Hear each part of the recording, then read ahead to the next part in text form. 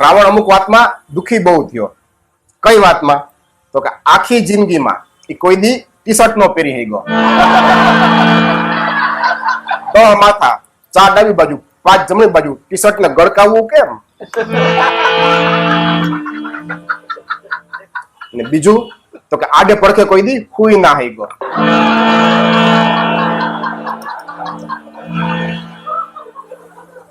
આ તો સારું થયું રાવણ ત્રેતા યુગમાં થઈ ગયો, આજથી 5000 વર્ષ પહેલા. ધારો કે રામાયણ અત્યાર થઈ હોત અને રાવણ અમદાવાદમાં રહેતો હોત અને બોપલમાં ક્યાંક 3 BHK ફ્લેટ લીધો 10 માં માળે, તો દુખી કેવો થાત ઈ તમને કહું.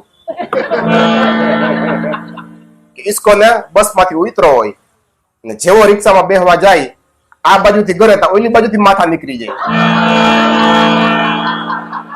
અને માન કરતો એના એપાર્ટમેન્ટ સુધી પૂગે અને લિફ્ટમાં કરવા જાય તો લિફ્ટમાં ના હમે, એમાં 4 જ જણા હમાય. બિચારો ત્રાહો થાતો 10 માં માળે માંડ પૂગે. ખોઈકડા જેવા આપડા 2 BHK ને 3 BHK ફ્લેટ હોય, મેઇન ડોર ખોલી અને જેવો અંદર ઘરે તા રહોડામાં માથા પટકાય.